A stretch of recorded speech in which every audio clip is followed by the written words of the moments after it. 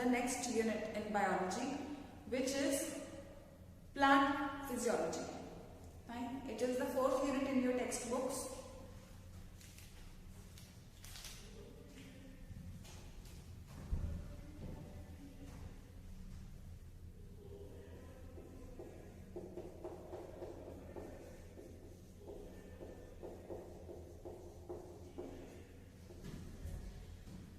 जैसे हमने human physiology में ह्यूमंस के सारे फंक्शंस डिस्कस किए थे, वैसे ही प्लांट फिजियोलॉजी यहाँ पे हम प्लांट्स के सारे फंक्शंस डिस्कस करेंगे।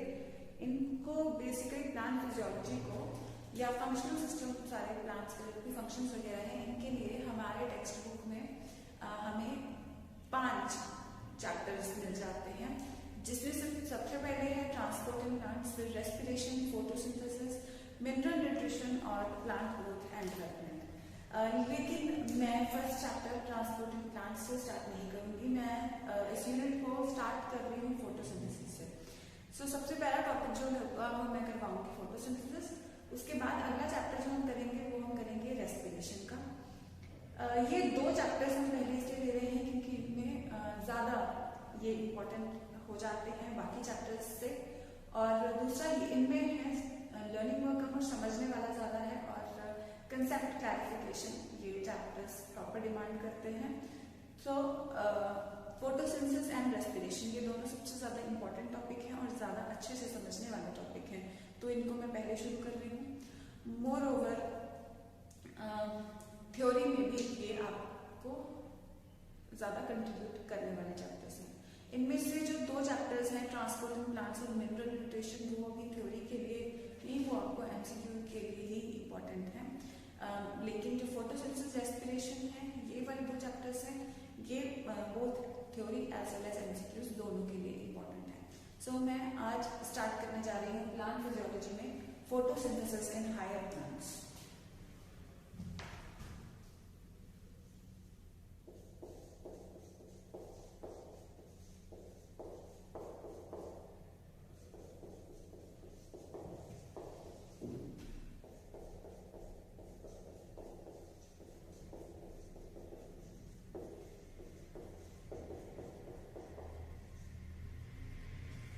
Photosynthesis in higher plants.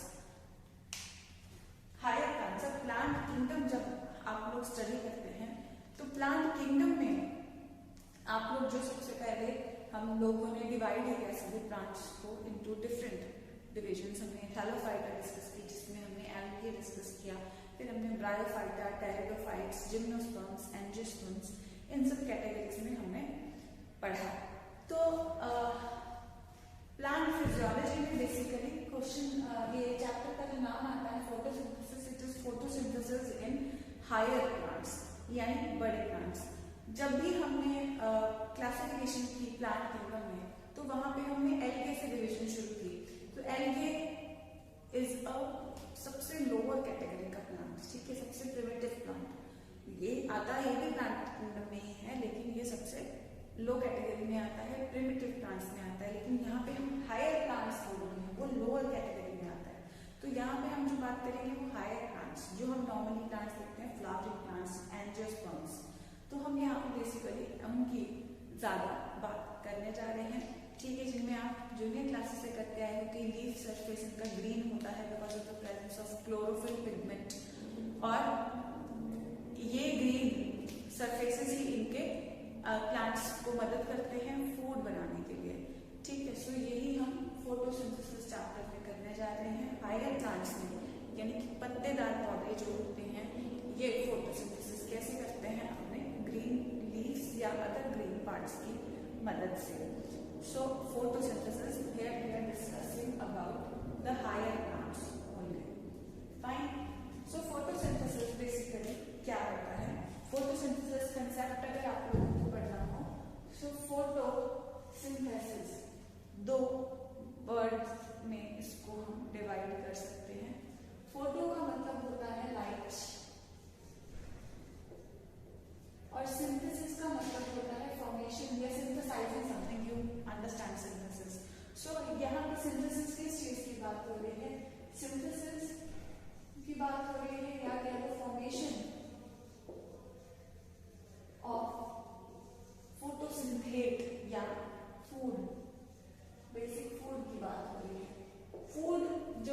बनाते हैं, इमीडिएट बनाते हैं फोटोसिंथेसिस की मदद से सबसे पहले। जैसे बायोमॉलिक्यूल्स में मैंने आपको बताया that plants make food in the form of glucose, transport it in the form of sucrose and store it in the form of starch। ये चीज हमने डिस्कस की थी। ग्लूकोज से सुक्रोज क्यों बनता है? क्योंकि सुक्रोज नॉन रिड्यूसिंग शुगर है, तो वो ग्लूकोज की फॉर्म में प्लांट्स फूड बनाते हैं। लेकिन glucose is a reducing sugar, दस अ वेरी रिएक्टिव शुगर। तो सुक्रोज यानी चीनी में ये कन्वर्ट हो जाता है, पानी में घुल करके ये ट्रांसपोर्ट हो जाता है। फिर स्टोर करने के लिए हम लोग इसको स्टार्च की फॉर्म में स्टोर करते हैं। स्टार्च जो कि पॉलीमर है जिसमें थाउजेंड्स ऑफ मॉलिक्यूल्स मिलते हैं, ठीक है। इनका ग्लूकोज ही है, इसका भी जो मोनो यूनिट है, लेकिन इसमें थाउजेंड्स ऑफ मॉलिक्यूल्स मिलते हैं। अमाइलोज अमाइलोपेक्टिन नाम के मॉलिक्यूल्स बनते हैं और अमाइलोज अमाइलोपेक्टिन आपस में मिलके एक पर्टिकुलर रेशो में स्टार्च तैयार करते हैं। अब it is transported, formed in the form of glucose, transported as sucrose, so that because sucrose is a non-reducing sugar, ये react नहीं करता, पानी में घुल करके ट्रांसपोर्ट भी हो सकता है। तो स्टार्च की फॉर्म में स्टोर होता है ताकि ये रिएक्टिव नॉन रिएक्टिव भी हो जाता है, क्योंकि बड़ा पॉलीमर बन जाता है, पानी में घुल भी नहीं सकता है, इनसॉल्युबल रेंडर हो जाता है। और जो फ्रूट वगैरह में ये बन जाता है, वहां से उसके आसपास से पानी वगैरह गुजरेगा तो उसमें ये पर्टिकुलर फ्रूट जो होगा ये डिजोल्व भी नहीं इजीली करेगा और फ्रूट को सही टाइम तक स्टोर करके रखा जा सकता है by the plant in the form of starch. कि अभी जब फोटोसिंथेसिस कर पा रहे हैं, इनके पास फूड बना पा रहे हैं, उसको यूटिलाइज कर पा रहे हैं, लेकिन हो सकता है इन फ्यूचर कभी इस पौधे को ये इसकी फूड बनाने की क्षमता खत्म हो जाए और ये ना बना पाए, तो ये जो फूड को स्टार्च के फॉर्म में स्टोर करके रखा हुआ होगा इसमें, ये फिर उसी को यूटिलाइज कर लेगा अपने सर्वाइवल के लिए, ठीक है। सो हम जब भी रेस्पिरेशन की बात करते हैं, ठीक है, इनके फोटोसिंथेसिस और रेस्पिरेशन दोनों के रिएक्शन जो है वो काफी मैच करते हैं। रेस्पिरेशन में हम लोग जो बात करते हैं, हम जनरल सेलुलर रेस्पिरेशन की अगर बच्चे बात करें तो उसमें हम कहते हैं it is breakdown of food with the help of oxygen so as to release energy, और इसी प्रोसेस में कार्बन डाइऑक्साइड भी रिलीज होती है, ठीक है, कार्बन डाइऑक्साइड। तो ये हम लोग ज्यादातर ये करते हैं, ठीक है, 6 आ जाते हैं हमें। तो ये एक ग्लूकोज मॉलिक्यूल 6 कार्बन मॉलिक्यूल्स में ये एक जो कार्बन की चेन होती है, इन 6 में ये टूट जाता है। ये सब हम डिस्कस करते हैं रेस्पिरेशन केस में। अगर हम यहाँ पे फोटोसिंथेसिस की बात करें तो वो रेस्पिरेशन का एकदम से उल्टा, रेस्पिरेशन का एकदम से उल्टा रिएक्शन आता है।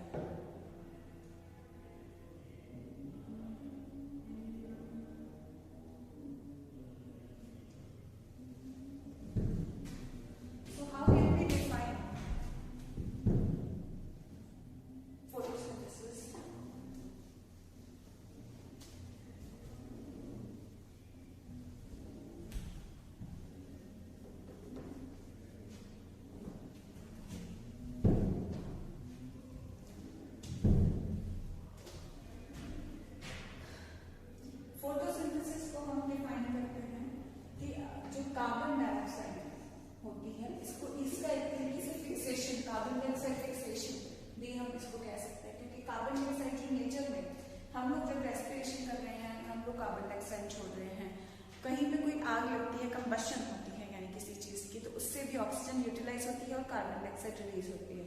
हम लोग भी ऑक्सीजन अंदर लेते हैं, कार्बन डाइऑक्साइड छोड़ते हैं, तो इस प्रोसीजर में हमारी यानी कि रेस्पिरेशन द्वारा या जो कंबशन द्वारा जो भी जब भी फायर आप कहीं पे देखते हो वहां पे मान के चलो कि ऑक्सीजन यूटिलाइज हो रही है और कार्बन डाइऑक्साइड रिलीज हो रही है।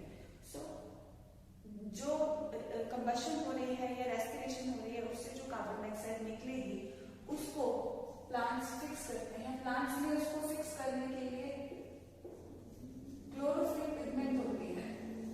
ये क्लोरोफिल पिगमेंट प्लांट को ग्रीन कलर प्रोवाइड करती है। ये प्लास्टिड्स में होती है, क्लोरोप्लास्ट में बेसिकली ये होती है। हमने प्लास्टिड्स में 3 तरह की कैटेगरीज की सेल चैप्टर में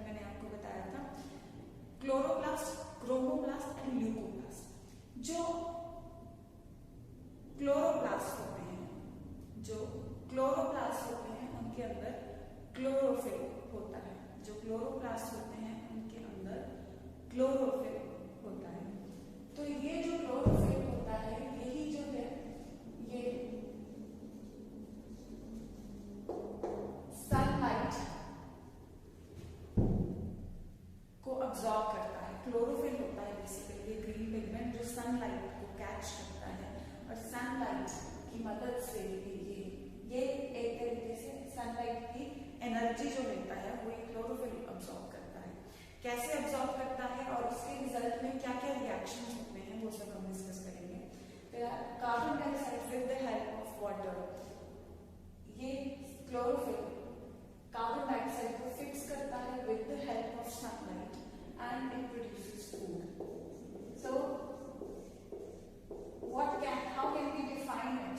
We can define photosynthesis is the process by which plants synthesize food by fixing carbon dioxide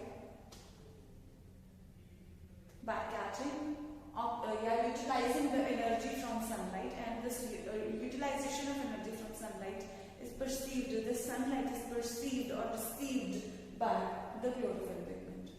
ठीक है, तो इसको आप लोग जूनियर क्लासेस में 3 स्टेप्स में डिवाइड करते हैं। ठीक है, कि सनलाइट को क्लोरोफिल में अब्सॉर्ब किया, पानी को तोड़ा और रिएक्शन किया। यहाँ पे आपको एक क्वेश्चन और बनता है इस रिएक्शन में, ये जो ऑक्सीजन है ये वाटर से निकला है, कार्बन डाइऑक्साइड से नहीं निकला है। इसमें भी हम लोग इनके डिफरेंट तरह के आइसोटोप्स लगा के यूटिलाइज करके कि इसका आइसोटोप डिफरेंट और इनके डिफरेंट आइसोटोप चेक करके हम लोग देख सकते हैं कि ऑक्सीजन के पास कौन सा आइसोटोप आता है। जो आइसोटोप वाटर का होगा सेम इसमें आएगा। तो हेंस इट इज प्रूव्ड कि फोटोलाइसिस ऑफ वाटर, जब सनलाइट को क्लोरोफिल अब्सॉर्ब करता है और सनलाइट की मदद से पानी को तोड़ा जाता है, तो पानी को तोड़ने से उस टाइम पे ऑक्सीजन रिलीज होती है। So oxygen release of oxygen is the result of photolysis of water. We are going to do all this. Photolysis of water, photo मतलब लाइट, लाइसिस मतलब ब्रेकिंग। ठीक है, सो लाइसिस मतलब तोड़ना। सो फोटोलाइसिस ऑफ वाटर, जो यहाँ पे रिएक्शन आएगा, क्लोरोफिल इसको अब्सॉर्ब तो करेगा, फिर हम देखेंगे कि वाटर जो है वो एंजाइम्स, ऑक्सीजन और इलेक्ट्रॉन्स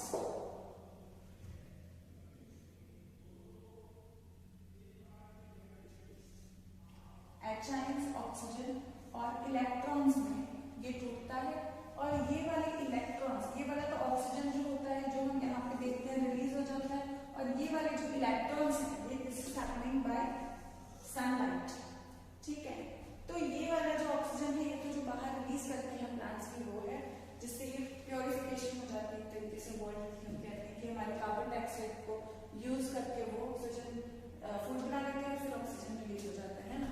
तो ये फोटोलाइसिस ऑफ वाटर से होता है बेसिकली, कार्बन डाइऑक्साइड से ऑक्सीजन नहीं आता। ठीक है, तो ये मैकेनिज्म जो है ये ऑक्सीजन रिलीज हो जाएगा। और यहाँ पे ये प्रोटॉन्स का क्या रोल होगा इसकी भी बात हम करेंगे इस चैप्टर में, कि कहाँ पे कौन सी चेन फॉर्म करेगी, और ये इलेक्ट्रॉन्स की भी बात करेंगे। हम लोग जब भी फोटोसिंथेसिस की बात करते हैं जूनियर क्लासेस की, तो आप इस एक रिएक्शन में सारा फिट कर लेते हो फोटोसिंथेसिस को, लेकिन ये actually this is the result. ये हम शॉर्ट में बात करते हैं, एक क्रक्स है ये। अब तक जब भी आप फोटोसिंथेसिस पढ़ते आ रहे हो, लेकिन फोटोसिंथेसिस इतना ही नहीं होता है, ये बहुत डिटेल में होता है। ये सीरीज ऑफ रिएक्शंस का, ये चीज सीरीज ऑफ रिएक्शन का रिजल्ट है। बहुत सारे रिएक्शंस इसमें होते हैं, फिर जाके ये फूड बनता है। यूं एकदम से सीधा एक रिएक्शन नहीं हो जाता। यही सारा हम डिस्कशन करेंगे इस चैप्टर में। फोटोसिंथेसिस एक डिफिकल्ट टास्क था पढ़ने के लिए। डिफरेंट साइंटिस्ट ने, पानी में क्या रोल है, कार्बन डाइऑक्साइड का इसमें रोल है, कार्बन, तो यहाँ पे हम एक रिएक्शन में भी याद कर लेते हैं, लेकिन ये डिफरेंट साइंटिस्ट ने ढूंढा है कि कार्बन डाइऑक्साइड की एब्सेंस में फोटोसिंथेसिस नहीं हो सकती, पानी की एब्सेंस में नहीं हो सकती। पानी का रोल डिफरेंट साइंटिस्ट ने ढूंढा है, कार्बन डाइऑक्साइड का रोल डिफरेंट साइंटिस्ट ने ढूंढा है। फिर ऑक्सीजन पानी से आती है, कार्बन डाइऑक्साइड से आती है, ये डिफरेंट साइंटिस्ट ने ढूंढा है। डे लाइट और नाइट में क्या इस प्रोसेस पे फर्क पड़ता है, डिफरेंट प्लांट्स में क्या फर्क पड़ता है, ये सब डिफरेंट साइंटिस्ट ने ऑब्जर्व किया है। हाँ, हम लोग काफी बार कह देते हैं कि साइंटिस्ट हम लोग को इतना याद नहीं होते, हमें नहीं करने, लेकिन इस चैप्टर में हम लोगों को साइंटिस्ट के नाम याद करने पड़ेंगे। इसलिए अगर आप मॉड्यूल चेक करेंगे तो मॉड्यूल में जो फर्स्ट टॉपिक दे रखा है, मैंने सिर्फ जनरल इंट्रोडक्शन इसकी फोटोसिंथेसिस की करते ही साइंटिस्ट को पॉइंट वाइज मेंशन किया है। आपकी टेक्स्ट बुक्स में भी साइंटिस्ट का मेंशन होगा, लेकिन इलैबोरेटेड मेथड में या सिस्टमैटिक मेथड में इतना नहीं है। तो मैंने मॉड्यूल्स में वो सारे नॉलेज जो हम लोगों को चाहिए सिस्टमैटिक मैनर में मैंने इसको अरेंज किया हुआ है। तो हम फोटोसिंथेसिस का जो ये पोर्शन है, ये हम मॉड्यूल से स्टार्टिंग वाला पोर्शन मॉड्यूल से हम लोग साइंटिस्ट के नाम आपको वैसे वैसे याद करने, किसने पानी के रोल के बारे में बताया, किसने कार्बन डाइऑक्साइड के रोल के बारे में बताया। So all that we are going to discuss in photosynthesis in higher plants. Fine. So ये सारे सीरीज ऑफ रिएक्शंस यहाँ पे हम पढ़ेंगे और दो तरीके के मेथड से ये हम बनता हुआ देखेंगे, cyclic, non cyclic and all that. ये इतना सिंपल फोटोसिंथेसिस जो कि बचपन से करते आ रहे हो, आप लोग जूनियर क्लासेस से करते आ रहे हो, it is not going to be that बस एक रिएक्शन नहीं रहा है, अब सीरीज ऑफ रिएक्शंस होंगे जो आपको याद करने होंगे और सीरीज ऑफ साइंटिस्ट होंगे। सो जैसे मैंने बायोमॉलिक्यूल्स में बोला है कि साथ साथ करते रहोगे तो ही समझ आएगा, लर्न होगा। तो इसमें भी आपको वैसे ही डेली, जैसे आज अगर मैं साइंटिस्ट करवा रही हूँ तो साइंटिस्ट आप आज बाय हार्ट कर ले, बिकॉज उसके बाद आपको टाइम नहीं मिलेगा उतना इसको बाय हार्ट करने का। You going to be quite busy doing these chapters. So साथ साथ में करते जाओगे, so you will feel a bit relaxed while learning it. Fine.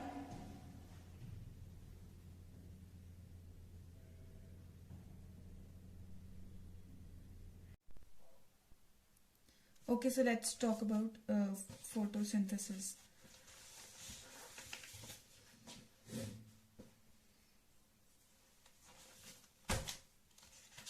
तो सबसे पहले साइंटिस्ट के बारे में हम लोगों ने डिस्कस करना था।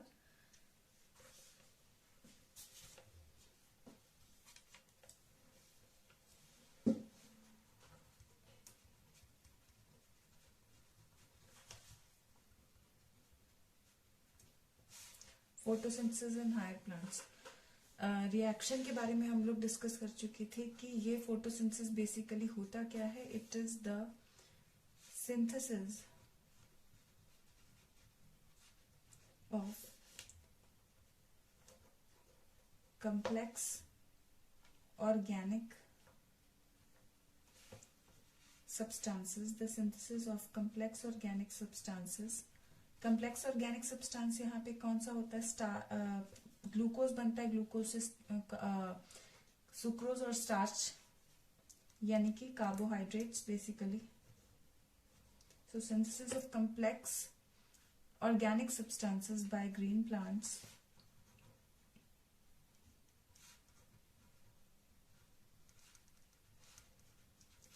in the presence of light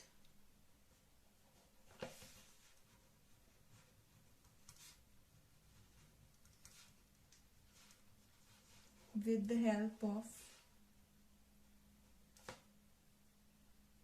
carbon dioxide and water।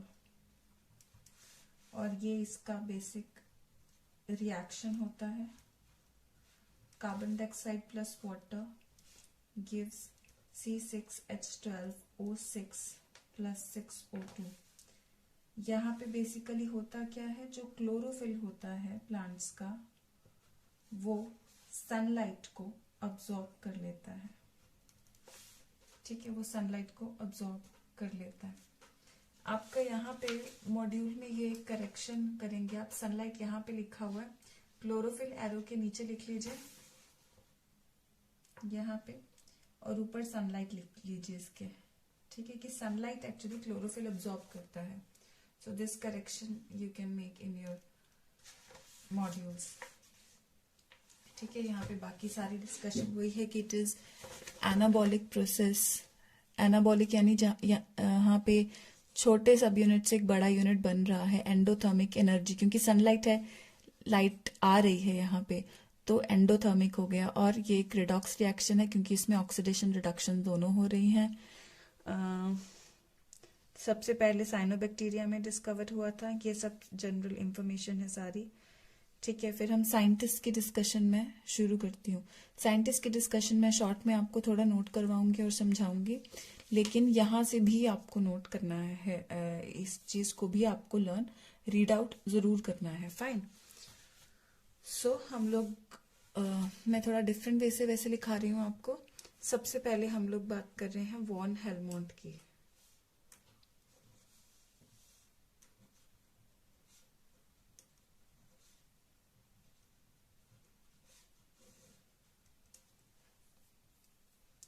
So von Helmont में इन्होंने जो हमें बताया, इन्होंने बोला एक्चुअली वॉन हेलमोंट की इस डिस्कवरी से, जिस डिस्कवरी के बारे में हम बात करने जा रहे हैं, इससे पहले माना जाता था कि प्लांट्स मिट्टी में ग्रो करते हैं तो मिट्टी से वो अपना फूड तैयार करते हैं। लेकिन वॉन हेलमोंट ने बोला कि वो मिट्टी में हम पानी भी तो डालते हैं उसको, तो वो मिट्टी से नहीं बल्कि पानी से फूड तैयार करते हैं। सो वॉन हेलमोंट ने सबसे पहले बोला दैट food comes from, या weight of the plant basically increases because of, क्योंकि फूड बना रहा है, वो फूड बना के या फोटोसिंथेसिस करके ही न्यूट्रिशन लेता है, फूड बनाता है, उसी फूड को कंज्यूम करके यूटिलाइज करके वो अपनी ग्रोथ शो करता है। तो या तो हम कह सकते हैं कि फूड कम्स फ्रॉम, तो या हम कह सकते हैं कि weight of the plant, weight of the plant increases due to water and not soil। तो मिट्टी की वजह से वेट नहीं बढ़ता है, पानी की वजह से बढ़ता है। तो इस चीज को कंडक्ट करने के लिए उन्होंने क्या किया, उन्होंने एक जगह में मिट्टी का मेजरमेंट ले लिया और वहां पे फॉर एग्जाम्पल एक पॉट में एक बड़ा गमला बहुत बड़ा लेकर के उसमें मिट्टी का वेट ले लिया और फिर पानी का भी वेट लिया, ठीक है, और फिर पानी का भी वेट लिया जो उसमें वो डाल रहे थे, मिक्स कर रहे थे। तो उसमें एक छोटा सा पौधा उन्होंने ग्रो करवा दिया। फिर उन्होंने जैसे ही इस पॉट में ये प्लांट बड़ा होता गया, ये प्लांट बड़ा होता गया और जब पूरा ये काफी हाइट अटेन कर गया, साइज में इंक्रीज हो गया, फिर इन्होंने ये पॉट को पूरा खाली करके, इस एरिया को पूरा खाली करके इसके अंदर की मिट्टी को पूरा वे किया और ऑब्जर्व किया कि क्या मिट्टी में कोई भी वेट में चेंज आया है। तो एक्चुअली मिट्टी के वेट में नेग्लेजिबल चेंज आया था, बिल्कुल ही नेग्लेजिबल, यानी कि मिट्टी कंट्रीब्यूट नहीं करती है वेट, लेकिन प्लांट का वेट तो बहुत ज्यादा बढ़ गया था, ठीक है। फॉर एग्जांपल हमें पता ही है कि पौधा छोटा सा पौधा होता है, फॉर एग्जांपल 10 ग्राम का पौधा होता है तो वो 10 किलो तक का बन जाता है, लेकिन मिट्टी में उतना सिग्निफिकेंट चेंज नहीं आया था। अगर हम कह दें कि 10 ग्राम से 10 किलो का ये जो इसका 990 ग्राम का वेट है, अगर पौधे का 990 ग्राम वेट बढ़ा है तो मिट्टी से भी, अगर मिट्टी से ये बना रहा है, अपनी वेट इंक्रीज कर रहा है या फोटोसिंथेसाइज मिट्टी की वजह से कर रहा है, तो मिट्टी में भी उतना ही वेट रिडक्शन यहाँ पे होना चाहिए क्योंकि वो ही वेट फिर पौधे में जा रहा है। लेकिन मिट्टी के वेट में कोई सिग्निफिकेंट चेंज नहीं था। दैट मीन्स मिट्टी से ये अपना वेट नहीं बढ़ाता है, मिट्टी से ये फोटोसिंथेसिस नहीं करता है। ये फोटोसिंथेसिस में पानी जरूर रोल प्ले करता हो सकता है, यानी उस टाइम पे फोटोसिंथेसिस का नहीं पता था, जस्ट ये पता था कि ये अपनी हाइट जो बढ़ा रहा है ये मिट्टी की वजह से बढ़ा रहा है या पानी की वजह से। इससे पहले बोला जा रहा था कि ये मिट्टी की वजह से बढ़ा रहा है, लेकिन वॉन हेलमोंट ने बोला कि नहीं, मिट्टी का कोई रोल नहीं है। अगर हम ग्रो करा के देखते हैं तो मिट्टी का वेट में कोई फर्क नहीं आता। प्लांट के वेट में अगर यहाँ देखो 10 ग्राम और यहाँ देखो 10 किलो, ये एक एस्टिमेट दे रही हूँ, ठीक है, तो नियरली जो भी है इनका एक्स्ट्रा वेट है, ठीक है, 9,990 ग्राम्स का जो वेट आया, तो वो जो फर्क पड़ रहा है that is because of this thing, that is not because of soil, क्योंकि मिट्टी में कोई वेट का चेंज नहीं आया है। मिट्टी has not lost any weight which would have been contributed to it. Rather ये मतलब यही हो सकता है क्योंकि यहाँ पे सिर्फ दो ही चीजें एक्ट कर रही थी, पानी और मिट्टी। तो यानी मिट्टी का वेट नहीं गया है, पानी, क्योंकि हम इनपुट और कर रहे हैं, बार बार पानी ही डाल रहे हैं, तो पानी ने ही वेट कंट्रीब्यूट किया होगा, ये कहना था वॉन हेलमोट को। ठीक है, तो नेक्स्ट हम जो यहाँ पे अगर आप चाहें तो बेशक पॉज करके एक छोटा सा एक्सपेरिमेंट नोट कर सकते हैं। फॉर एग्जाम्पल आप 1 ग्राम नहीं 10 ग्राम्स का पौधा लगा लो यहाँ पे, ठीक है, और या बेशक 1 kg का यहाँ पे लगा लो। तो इनको भी अगर आप वेट में देखोगे तो वेट डिफरेंस, पौधे का जो वेट डिफरेंस है वो 990 ग्राम का है, और सॉइल का जो वेट डिफरेंस है वो निग्लेजिबल आया है। That means it soil has not contributed in weight increase, rather water has. Fine, so this was the experiment conducted by von Helmont, on which he concluded. This experiment was actually conducted on a plant named willow plant. ठीक है, तो ये conclude किया इन्होंने कि wait बढ़ता है पानी की वजह से, मिट्टी की वजह से नहीं बढ़ता है। देन नेक्स्ट कम, सबसे इंपॉर्टेंट आता है जोसेफ प्रीस्टली। सबसे ज्यादा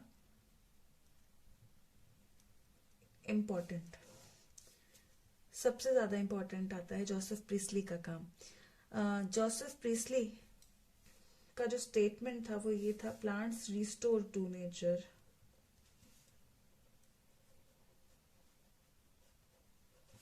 plants restore to air whatever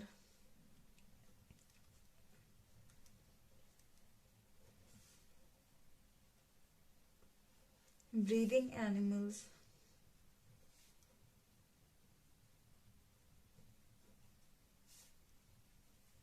and burning candles remove। कि जब इंसान या बाकी जानवर सांस लेते हैं, ब्रीदिंग करते हैं या रेस्पिरेशन करते हैं और या कंबशन होती है, तो दोनों में बच्चे आज की डेट में हमें पता है कि क्या चीज कॉमन है। ठीक है, आज की डेट में हमें पता है कि ये दोनों में ऑक्सीजन यूटिलाइज होती है और कार्बन डाइऑक्साइड रिलीज होती है। ठीक है, और ऑक्सीजन क्या क्या हो रही है, यूटिलाइज हो रही है। तो जोसेफ प्रीस्टली का कहना था कि जो चीज ये दोनों इस्तेमाल कर रहे हैं, ये दोनों फिनोमिनन रेस्पिरेशन और कंबशन में जो चीज इस्तेमाल हो रही है वो प्लांट्स के द्वारा रिप्लेनिश की जा रही है नेचर में। जोसेफ प्रीस्टली ने ये चीज कैसे कंक्लूड की, क्यों कंक्लूड की, ये इन्होंने एक एक्सपेरिमेंट कंडक्ट किया which is known as the bell jar experiment. Bell jar experiment की पिक्चर्स आपके मॉड्यूल में और टेक्स्ट बुक में दोनों में है। वैसे बेल जार एक्सपेरिमेंट, जिनके पास by chance if you don't have the module just listen, bell jar experiment में बेसिकली इन्होंने क्या किया, इन्होंने एक सरफेस पे, प्लेन सरफेस पे जैसे ग्रीजिंग कर दिया, और वहां पे सबसे पहले एक रखी कैंडल, तो यानी कि यहाँ पे बर्निंग कर रहा है। ठीक है, बर्निंग कैंडल्स वाला बात आ रही है, बर्निंग कंबशन हो रही है, तो कैंडल रखी। एक रखा चूहा। ठीक है, I am not going to draw it very fancy वे।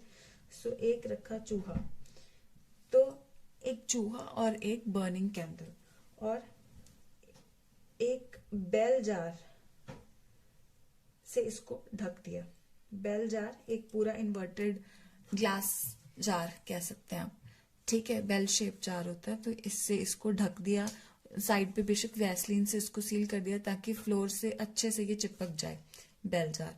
अब इसमें चूहा है और ब्रीदिंग एनिमल में चूहा रख दिया, कैंडल बर्निंग कैंडल या कंबशन का, बेसिकली कंबशन के लिए बर्निंग कैंडल रख दी।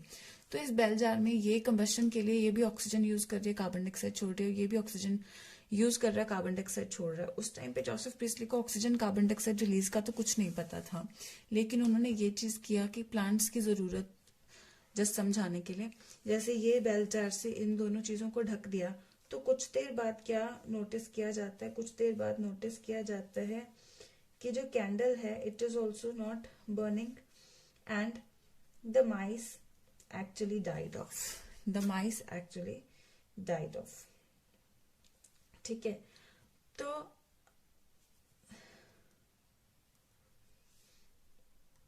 तो माइस डाइड और कोलैप्स्ड, बेसिकली कोलैप्स्ड कहना बेहतर रहेगा, एक बार तो सीधा तो नहीं मर जाएगा। ठीक है, चक्कर आ गए उसको या व्हाटएवर, तो गिरा पड़ा दिखा और कैंडल बुझी हुई दिखी। तो इस चीज से क्या पता चलता है, यहाँ पे कोई पौधा नहीं था, इनकी एक छोटी सी दुनिया बना दी जहां पे इनको प्लांट से कुछ नहीं मिल रहा है, बस ये बर्न हो रही थी कैंडल और ये सांस ले रहा था। दोनों इस कंडीशन में ज्यादा टाइम तक जिंदा नहीं रह पाते हैं प्लांट्स के बिना, दोनों कोलैप्स, ये बंद हो जाती है कैंडल और चूहा कोलैप्स हो जाता है। फिर जोसेफ प्रीस्ली ने इसी एक्सपेरिमेंट को दोबारा किया। इस एक्सपेरिमेंट में उन्होंने इसी बेल जार में चूहे और कैंडल, चूहे और कैंडल के अलावा एक छोटा सा प्लांट भी रख दिया, एक छोटा सा प्लांट भी रख दिया। फिर इन्होंने देखा कि जब ये चूहे और बर्निंग कैंडल के साथ प्लांट रख दिया तो ये तीनों ही चीजें कुछ दिनों बाद भी, ये तीनों चीजें बहुत बढ़िया तरीके से हेल्दी रहती हैं और कैंडल भी बुझती नहीं है। सो इस एक्सपेरिमेंट से इन्होंने देखा कि यहाँ पे जहां प्लांट्स नहीं थे तो इन्होंने अपनी एनवायरनमेंट में कोई चीज इतनी ज्यादा यूटिलाइज कर ली कि बाद में वो चीज इनके लिए बची नहीं और ये खत्म हो गए दोनों। लेकिन जब प्लांट्स वहां पे थे तो जो भी चीज ये नेचर से ले रहे थे प्लांट्स उसको रिप्लेनिश कर रहे थे। ठीक है, आज की डेट में हमें पता है कि वो चीज ऑक्सीजन है, ये दोनों ऑक्सीजन को इस्तेमाल कर रहे हैं और प्लांट्स जो हैं वो ऑक्सीजन को, एनवायरनमेंट को वापस दे देते हैं, इनकी कार्बन डाइऑक्साइड को इस्तेमाल कर लेते हैं फोटोसिंथेसिस करके और ऑक्सीजन वापस दे देते हैं जिनको ये दोनों फिर यूटिलाइज कर पाएंगे। So this was the bell jar experiment of Joseph Priestley, very famous experiment. It has been described in words in your textbook and in your module also, but I think the diagrams explain it very well. So it is known as the bell jar experiment, and what it has to say. What did he say concluding this experiment? That plants restore to air whatever breathing animals and burning candles remove. And this is an important experiment. So I would like you to just pause it once, pause the video. Okay, I'll give you some time. You can just read it through your, either you just note this thing down और उसी time में आप read भी कर लो। ये note भी ऐसे करो जैसे मैंने आपको कराया है, ठीक है। और कुछ भी इसमें ऐड ऑन करना चाहो आप अपनी तरफ से तो वो भी कर लीजिए। साथ ही मैं चाहूंगी कि अगर आपको टाइम थोड़ा ज्यादा लग रहा है तो, लेकिन अगर टाइम ज्यादा लगे तो पॉज करके कर लेना। वैसे मैं आपको सफिशिएंट टाइम देने की कोशिश करूंगी, बट आप लोग थोड़ा मॉड्यूल से भी इसको थोड़ा सा रीड कर लीजिए, ठीक है।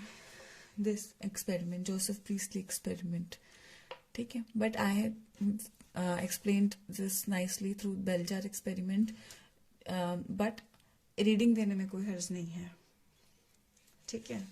So these diagrams you can just scribble around anything if you want, because आपको याद रहेगा।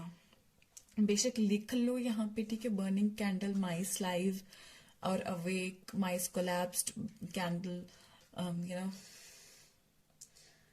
तो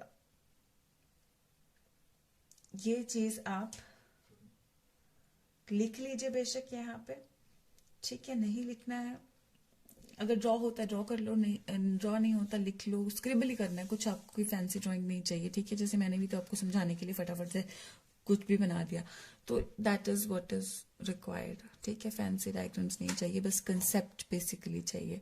सो नोट डाउन करो एक बार सारा, ठीक है। कंसेप्ट आपका बिल्कुल क्लियर होना चाहिए। Just note down the content. I am giving you some time for it.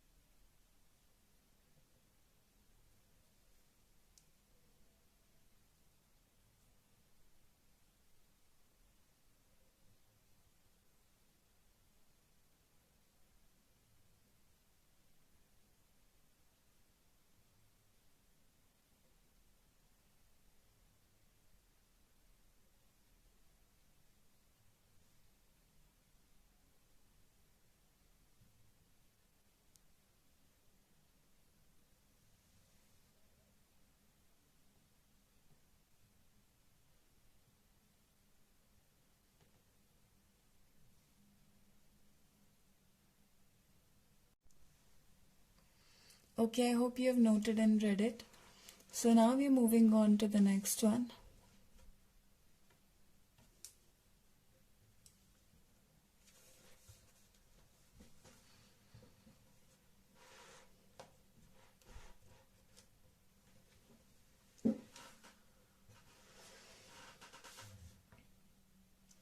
The third scientist we're going to talk about is Ian Ingenhouse.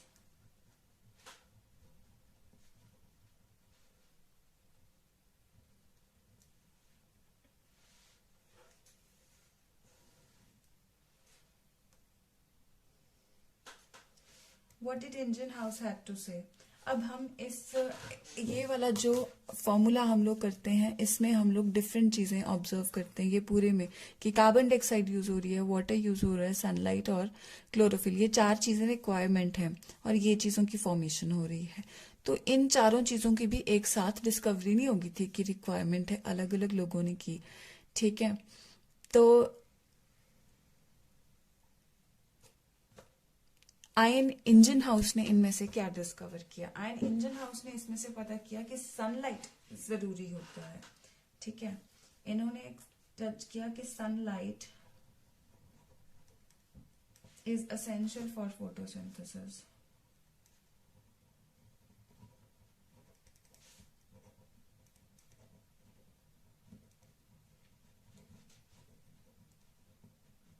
इन्होंने चेक किया कि sunlight is essential for photosynthesis and actually he conducted an experiment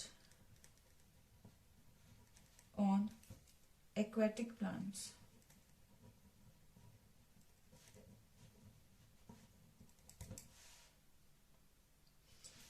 What did the experiment on aquatic plants had to do with this? Actually इन्होंने aquatic ऐसे पूरा ऐसा plant देखा जो पानी के अंदर सबमर्ज था, जो पानी के अंदर सबमर्ज था, उसके पत्ते ऑब्जर्व किए।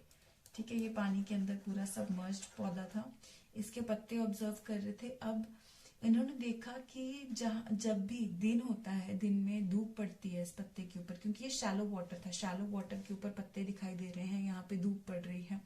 तो इन्होंने ऑब्जर्व किया कि इन पत्तों के ऊपर से यहाँ पे कोई बबल्स ऑब्जर्व किए इन्होंने। ठीक है, यहाँ पे कुछ बबल्स, पत्तों के ऊपर बबल्स ऑब्जर्व हो रहे थे इनको, और ये उठ उठ के पानी में भी इस पत्ते से जा रहे थे। और जैसे ही शाम होती है, दिन में ये पत्तों से बबल्स आ रहे हैं, और जब इन पे लाइट फॉल नहीं करती है तब इन पत्तों पे कोई बबल्स नहीं आते हैं। दैट मीन्स धूप पड़ने पे ही ये बबल्स आते हैं, और धूप के बिना ये बबल्स यहाँ पे नहीं आते हैं। अब पानी के नीचे थे तो ये बबल्स दिख गए कि यहाँ पे कोई गैस रिलीज हो रही है, बबल्स मीन्स ऑब्वियसली गैस है इसमें, और यहाँ पे नहीं हो रहे हैं।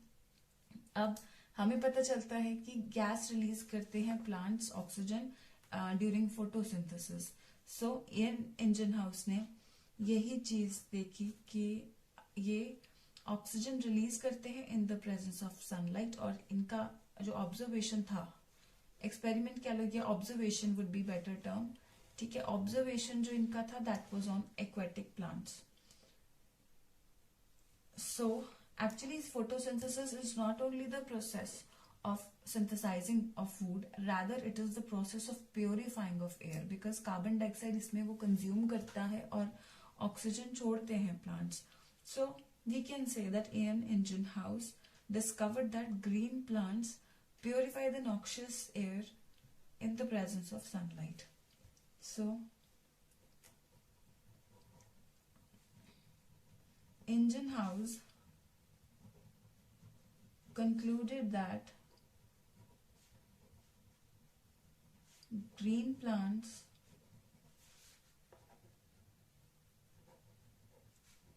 purify the noxious air. Noxious air means carbon dioxide rich air है, आज की डेट में हम ये जानते हैं। only in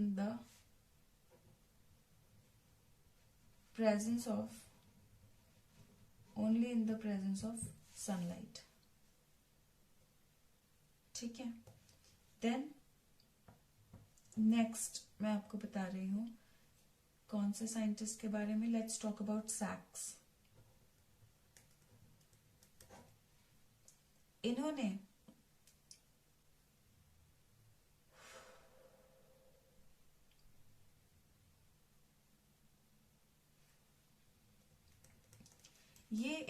इस पूरे रिएक्शन में सैक का ऑब्जर्वेशन ये था C6H12O6 की ग्लूकोज का प्रोडक्शन होता है। एक्चुअली इसमें कुछ बुक्स लिखती हैं दैट प्लांट्स, सैक का ऑब्जर्वेशन ये था that plants produce glucose during photosynthesis, और कुछ बुक्स पूरा स्टार्च का मेंशन करती हैं। So whatever, plants produce carbohydrate would be the better word I believe. So plants produce starch.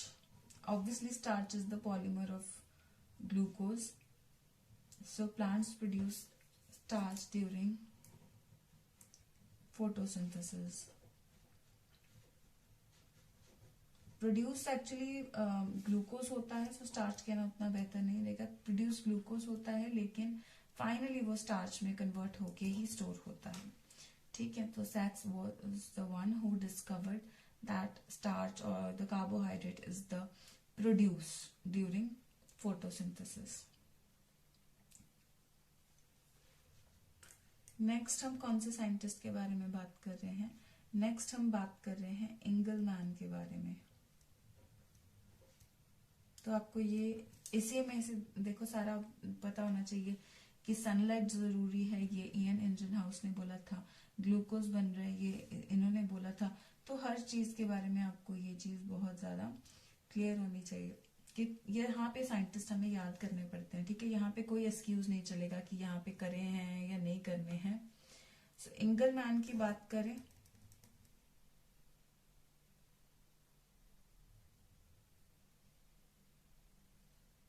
इंगलमैन ने जो एक्सपेरिमेंट किया था that was on green alga Cladophora.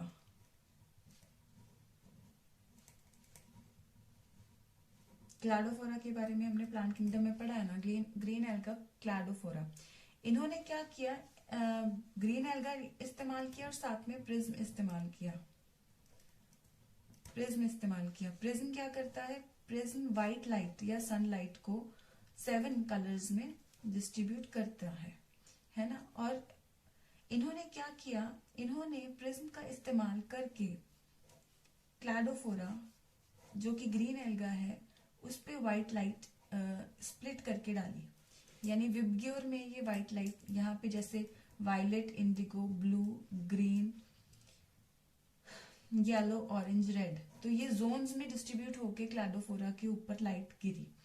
और इन्होंने ऑब्जर्व किया कि ब्लू और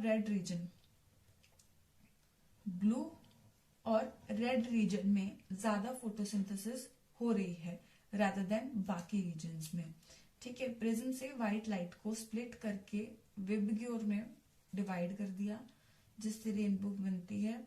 तो वायलेट, इंडिगो, ब्लू विबग्योर में इसको डिवाइड कर दिया और देखा कि ब्लू और रेड रीजन में जो है फोटोसिंथेसिस ज्यादा हो रही है, सही हो रही है, और बाकियों में बहुत कम हो रही है।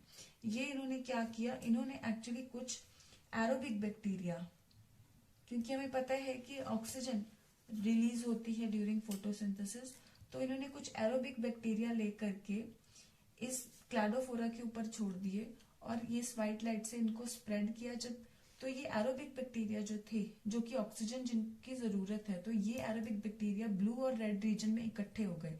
यानी कि ऑक्सीजन की कंसंट्रेशन ब्लू और रेड रीजन में ज्यादा थी। क्यों? क्योंकि ब्लू और रेड रीजन ज्यादा अच्छे से फोटोसिंथेसिस कर रहे थे और ऑक्सीजन रिलीज कर रहे थे।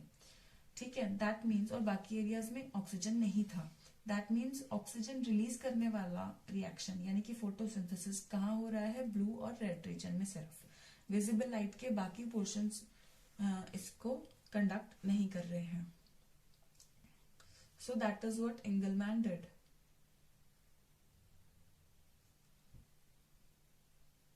And thus by this experiment on green alga cladophora, utilizing the prism, when he split the white light into 7 and observed that aerobic bacteria collected on the blue and red regions और इनमें ही bubbles भी release हो रहे थे और इन्हीं के ऊपर एरोबिक बैक्टीरिया अक्यूमुलेट हो रहे थे, और इसी को यूटिलाइज करते हुए he plotted the action spectrum, he plotted the action spectrum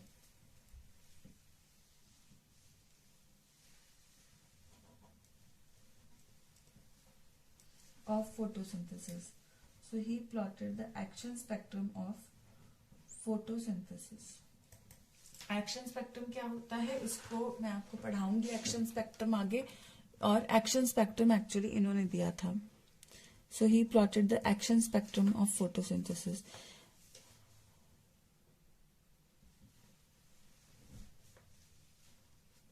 fine. Just note down the contents. यहाँ पे मैंने थोड़ी आपको ज्यादा इंफॉर्मेशन दी है. अगर आपको लग रहा है कि थोड़ा you want some repetition or something, so you can move 11 minutes back and listen it again. ठीक है, 11 मिनट पीछे जाके लेक्चर में इसको सुन सकते हैं दोबारा से ईएन इंजन हाउस से अगर आप चाहते हैं तो. और अभी मैं टाइम दे रही हूं आपको, इसको नोट डाउन करिए.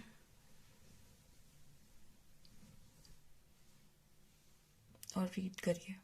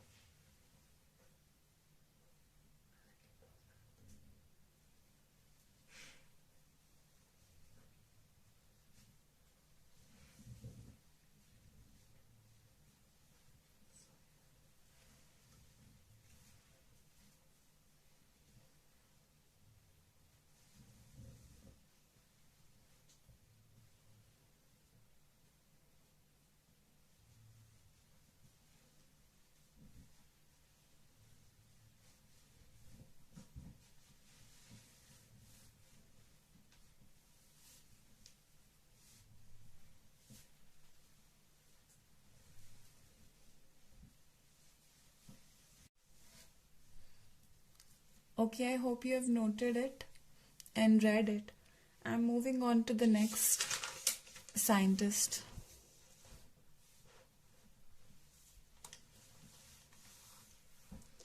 Next scientist that we're going to study about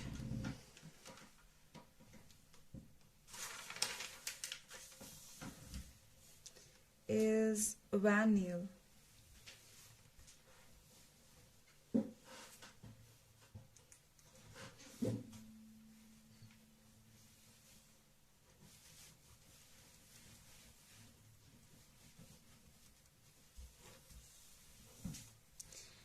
Van Niel actually conducted experiment on purple and green bacteria.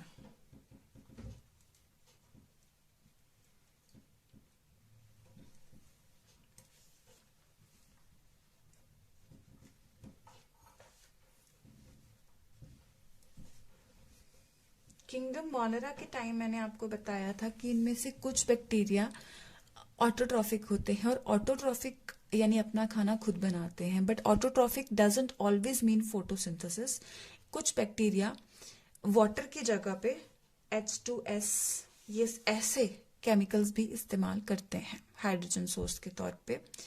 जहां पे वाटर नहीं, ऑक्सीजन की जगह पे, जैसे यहाँ पे सल्फर है, this would be sulphur bacteria will utilize H2S. सो कुछ बैक्टीरिया कीमोसिंथेसिस करते हैं rather than फोटोसिंथेसिस. कीमोसिंथेसिस यानी केमिकल्स की मदद से खाना बनाना, फोटोसिंथेसिस यानी लाइट की मदद से खाना बनाना. सो वैन नियल ने कीमोसिंथेसिस बेसिकली डिस्कवर किया था, and he did experiment on purple and green bacteria, and he said that photosynthesis is light dependent.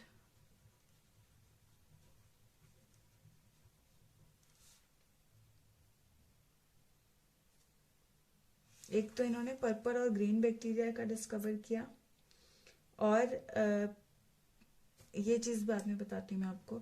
Main तो पर्पल और ग्रीन बैक्टीरिया के इन्होंने ऑब्जर्व किया और देखा कि जो सल्फर बैक्टीरिया होते हैं, ये भी ऑब्जर्व किया कि सल्फर बैक्टीरिया यूज H2S. जो चीज मैं यहाँ बता रही थी, sulphur bacteria utilise H2S in place of water. पानी की जगह पे H2O की जगह पे H2S इस्तेमाल करते हैं as hydrogen and electron donor. तो यहाँ पे हाइड्रोजन और इलेक्ट्रॉन का क्या रोल रहता है, ये हम आगे मैकेनिज्म में करेंगे. तो एक्चुअली पानी से हाइड्रोजन और इलेक्ट्रॉन लेते हैं फोटोसिंथेसिस करने वाले ऑर्गेनिजम्स, लेकिन जो कीमोसिंथेसिस वाले हैं वो लेते हैं H2, वो डिफरेंट केमिकल से लेते हैं, जैसे कि सल्फर बैक्टीरिया लेता है H2S से.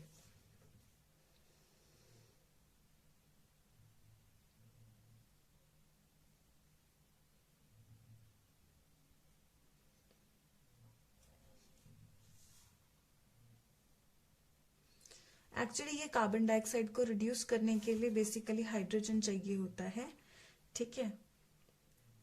तो फोटोसिंथेसिस लाइट डिपेंडेंट है, इसमें से निकालने के लिए water. Photosynthesis light dependent, but chemosynthesis actually depends on the other things, other factors, जो कि H2S को ब्रेकेज चाहिए होगा, जैसे इसको. ठीक है, हम लोग जो फोटोसिंथेसिस करते हैं उसमें वाटर ब्रेकेज बताते हैं, फोटोलाइसिस बताते हैं यहाँ पे, लेकिन H2S होगा यहाँ पे, ये लाइट डिपेंडेंट नहीं होगा.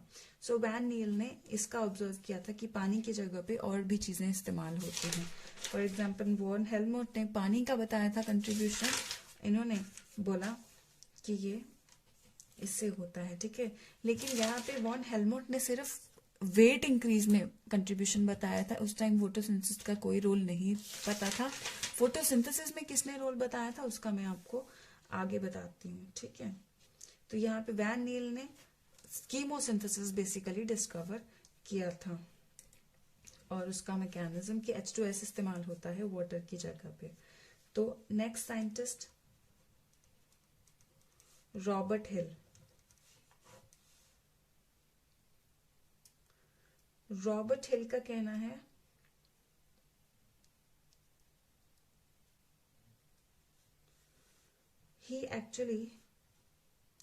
he demonstrated, इन्होंने एक्सपेरिमेंटली बोला he demonstrated photolysis of water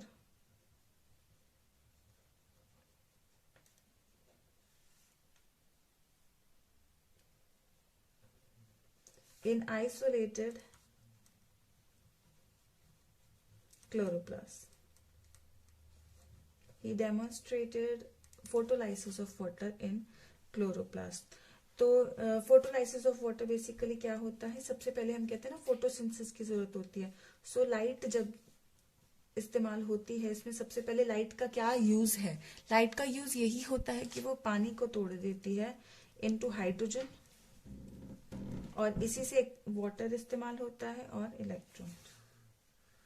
सो ये बताया था photolysis of water, Robert Hill ने बताया था कि ऐसे ये चीज होती है और ऑक्सीजन यहां से निकलती है ना. ये फोटोलाइसिस ऑफ वाटर इन्होंने ऑब्जर्व करवाया था क्लोरोप्लास्ट में. ठीक है, रॉबर्ट हिल ने. तो यहाँ पे बेसिकली इन्होंने लाइट एनर्जी को इस्तेमाल करके रिड्यूसिंग पावर जनरेट की थी. इसको हम रिड्यूसिंग पावर बोलते हैं, हाइड्रोजन को. ठीक है, क्यों बोलते हैं, कहाँ इस्तेमाल होती है वो हम देखेंगे. So he it can also be said that, इसको दूसरे वर्ड्स में हम लोग ऐसे भी लिख सकते हैं that Robert Hill describe that plants use sunlight और light energy to generate reducing power.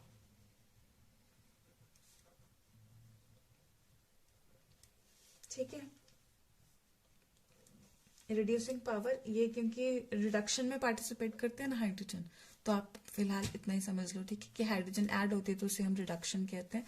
तो ये इसमें पावर है रिड्यूस करने की. ठीक है, तो आप ऐसे करके समझ लो कि ये रिड्यूसिंग पावर को जनरेट करने के लिए लाइट एनर्जी इस्तेमाल होती है. ये बताया था रॉबर्ट हिल ने. We are going to do all the details of how this happens and all in the entire chapter that we're going to cover.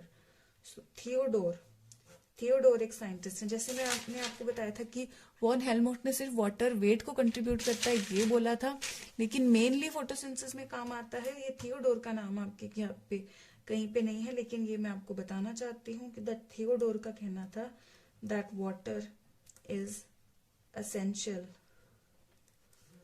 For photosynthesis. Water is essential for photosynthesis, कि पानी photosynthesis के लिए जरूरी है. ये Theodore का कहना था. ठीक है, then comes our next scientist who is immersion.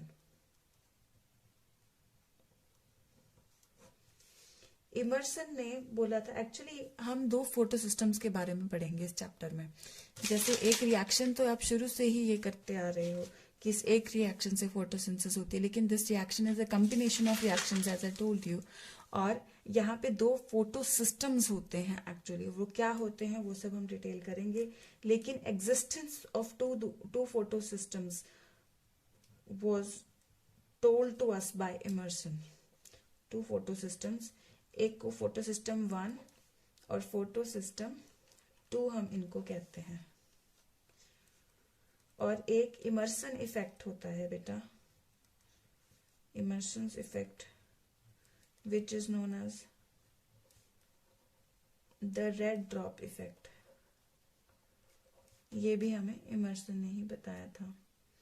ठीक है, इनके बारे में भी हम रेड ड्रॉप इफेक्ट और ये सब हम पढ़ेंगे आगे इस पूरे चैप्टर में. लास्ट आता है मेल्विन केल्विन.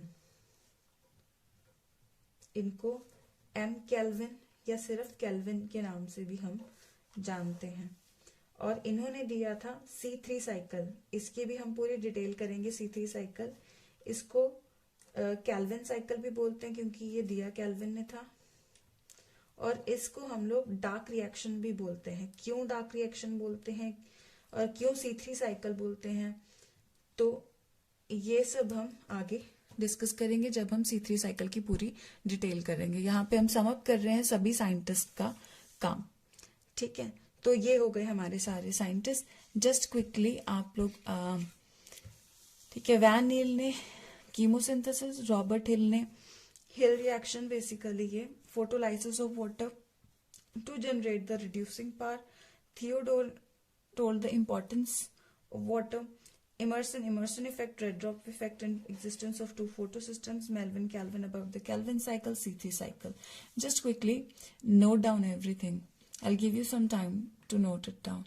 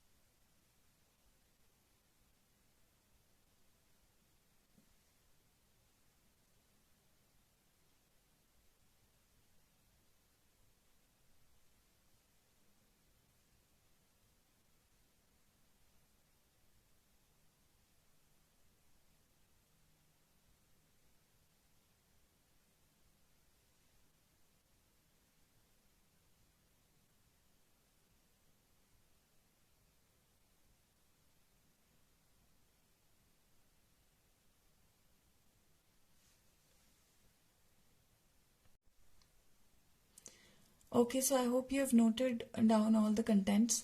सो ये हमने साइंटिस्ट का जो इंट्रोडक्शन पार्ट में जो साइंटिस्ट की डिस्क्रिप्शन हमने करनी थी वो हमने डिस्कस कर ली है. नेक्स्ट लेक्चर में हम लोग इसको आगे करेंगे. इतना सब लर्न करें, ये इम्पोर्टेंट रहेगा बिकॉज बाद में आप लोग भूल जाओगे. ठीक है, तो इसको बार बार रीडिंग देना जरूरी है, इसलिए हमने ये चैप्टर की स्टार्टिंग में ही ये चीज हम डिस्कस कर लेते हैं. तो एक बार ये सारी चीज़ों को अच्छे से लर्न करें और नेक्स्ट लेक्चर में हम ये चैप्टर कंटिन्यू करेंगे. That's all with this lecture. All the best.